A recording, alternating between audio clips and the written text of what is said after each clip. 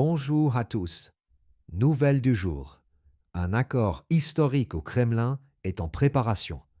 Trump s'apprête à restituer les actifs à Poutine après des négociations secrètes à Moscou. Aujourd'hui, nous allons analyser en détail les discussions entre l'émissaire américain et les hauts dignitaires russes et examiner les applications de ce retournement géopolitique majeur. Une transaction majeure est sur le point d'être conclue. Donald Trump envisage de restituer les avoirs à Vladimir Poutine suite à des pourparlers historiques dans la capitale russe. Le représentant spécial du président américain pour l'Ukraine a mené une série de rencontres à huis clos avec des responsables de haut rang, incluant l'assistant du président, le vice-ministre des Affaires étrangères et des représentants du Conseil de sécurité. Les discussions portaient sur les conditions d'un accord grandiose impliquant le retour à la Russie de ses actifs gelés pour un montant supérieur à 300 milliards de dollars en échange de concessions sur le conflit ukrainien, la cessation des hostilités, la reconnaissance des nouvelles réalités territoriales et des garanties de sécurité pour l'Europe. C'est la première fois depuis 3 ans que l'administration américaine admet la nécessité d'un dialogue sur un pied d'égalité avec Moscou. Elle est prête à discuter du déblocage des avoirs, un sujet tabou sous l'administration Biden qui insistait sur l'isolement total de la Russie, la confiscation de ses fonds et leur utilisation pour la reconstruction de l'Ukraine. Une option que Moscou a catégoriquement rejetée, qualifiant cela de vol et de violation du droit international, créant un précédent dangereux.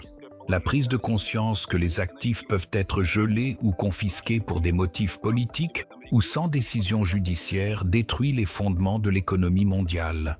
Cela force les pays à chercher des alternatives au dollar, à l'euro et aux banques occidentales, ce qui accélère la dédollarisation et l'émergence d'une multipolarité avec de nouveaux centres financiers en Asie et au Moyen-Orient où le respect de la souveraineté prévaut. Aujourd'hui, nous allons décortiquer ce qui s'est exactement passé lors des négociations de Steve Witkoff à Moscou. Quelles propositions concrètes la partie américaine a-t-elle avancées? À quelles conditions la Russie est-elle prête à consentir? Pourquoi le retour des avoirs est-il devenu l'élément clé de l'accord sans lequel aucun progrès n'est possible? Vous découvrirez quel montant des fonds russes gelés est contrôlé par l'Amérique et combien se trouve dans les juridictions européennes. Pourquoi l'Europe résiste-t-elle paniquée au déblocage des avoirs, y voyant une trahison des intérêts ukrainiens et une capitulation devant Moscou? Regardez la vidéo jusqu'à la fin pour comprendre quelles concessions territoriales la Russie exige de l'Ukraine en échange de son accord pour négocier et quelles garanties de sécurité Moscou est prête à offrir à l'Europe. Pourquoi cet accord pourrait marquer le début d'une nouvelle ère dans les relations russo-américaines fondées sur le pragmatisme et le respect mutuel? Cette nouvelle approche est bénéfique pour deux parties lassées d'une confrontation qui exige des ressources colossales sans apporter de résultats, créant des risques d'escalade incontrôlables. Cela pousse Trump à chercher une issue via un accord avec Poutine qu'il considère comme possible, rentable et réaliste, contrairement à l'administration précédente qui croyait en une défaite militaire de la Russie, ce qui s'est avéré être une illusion. Dites-nous en commentaire si vous aviez entendu parler des négociations de Witkoff à Moscou.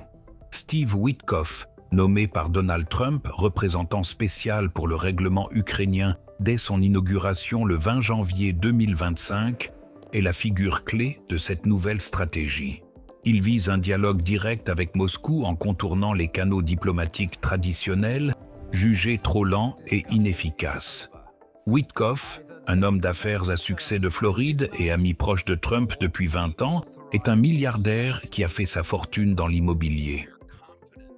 Il possède la réputation d'un négociateur coriace, capable de trouver des compromis dans les situations les plus complexes, ce qui en fait le candidat idéal pour une mission qui ne nécessite pas tant un protocole diplomatique que l'aptitude à conclure des marchés en comprenant les intérêts de chacun. Witkoff est arrivé à Moscou le 27 janvier 2026 à bord d'un jet privé, évitant ainsi la publicité et l'attention des médias qui auraient pu créer une pression et compliquer les négociations. La confidentialité est essentielle pour permettre des discussions franches sur des sujets sensibles.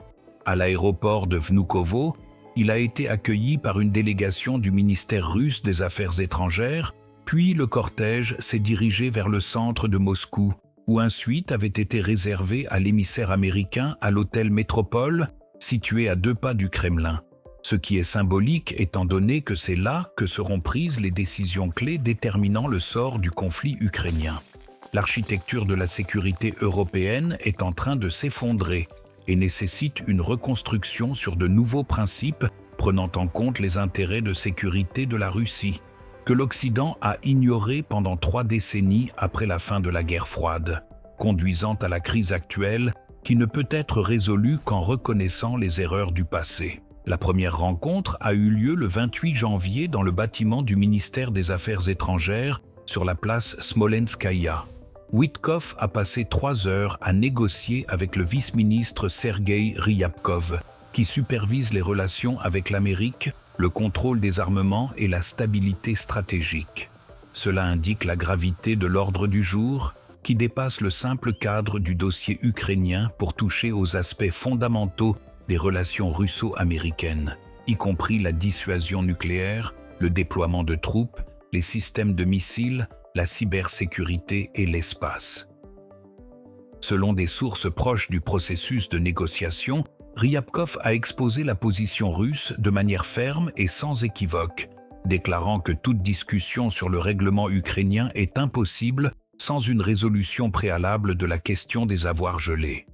La Russie considère ces fonds comme sa propriété, confisqués illégalement par les pays occidentaux, en violation de toutes les normes du droit international, créant un précédent menaçant pour n'importe quel pays. Cela sape la confiance dans le système financier mondial et pousse le monde vers la fragmentation et la création de structures parallèles où le dollar et l'euro perdent leur domination, ce qui est désavantageux pour l'Occident lui-même. Witkoff, selon les sources, n'a pas contesté l'argumentation russe, se concentrant plutôt sur les aspects pratiques. Quelle somme exacte Moscou veut-elle récupérer? Dans quel délai et sous quelle forme? La Russie est-elle prête à discuter d'un déblocage échelonné lié au progrès du règlement ukrainien? Ou insiste-t-elle pour un retour complet et immédiat de tous les fonds avant le début de toute négociation sur l'Ukraine? C'était la question clé déterminant la possibilité d'un accord. Ryabkov a répondu que la Russie est prête à discuter des détails du mécanisme de déblocage, y compris d'une approche par étapes, à condition que le principe général du retour des actifs soit reconnu, consigné par écrit et garanti au plus haut niveau, y compris par les engagements personnels du président Trump. Cette garantie est cruciale compte tenu de l'expérience des promesses occidentales précédentes qui n'ont pas été tenues, ce qui a érodé la confiance et rendu Moscou extrêmement prudente, exigeant des garanties en béton armé avant de faire des concessions qui pourraient s'avérer unilatérales. La Russie a déclaré qu'elle ne tolérerait plus d'être trompée par l'Occident et exigeait des actions préalables prouvant la sérieux des intentions. La deuxième rencontre, le 29 janvier, s'est tenue au Kremlin, où Witkoff a été reçu par l'assistant présidentiel Yuri Ushakov, coordinateur de la politique étrangère de la Russie. Ushakov est connu comme un pragmatique et un réaliste qui comprend la politique américaine et a vécu des années à Washington en tant qu'ambassadeur, capable de parler aux Américains le même langage et de trouver un terrain d'entente même sur les questions les plus complexes. La réunion a duré 4 heures, ce qui est nettement plus long que le temps protocolaire, indiquant une discussion substantielle sur des propositions concrètes, des chiffres, des délais et des mécanismes de mise en œuvre. Selon des sources du Kremlin, Ushakov a présenté une ventilation détaillée des avoirs russes gelés situés dans les juridictions occidentales. Le montant total s'élève à environ 300 milliards de dollars, dont environ 200 milliards se trouvent dans les pays européens, dont la Belgique, la France et l'Allemagne, où sont stockées les réserves de la Banque centrale de Russie, et environ 100 milliards dans les juridictions américaines, y compris les obligations d'État américaines et les dépôts dans les banques américaines. Ushakov a souligné que la Russie insiste sur le retour de la totalité de la somme sans aucune déduction ni condition d'utilisation, car ce sont des fonds souverains de l'État russe qui ont été volés sous prétexte de sanctions. Cela constitue une violation sans précédent du droit international, sapant les fondements du système financier mondial et créant un précédent dangereux où n'importe quel pays peut être dépossédé pour des motifs politiques, ce qui est inacceptable et doit être corrigé si l'Occident veut conserver la confiance du reste du monde. Witkoff, après avoir écouté la position russe, a exposé la vision américaine de l'accord.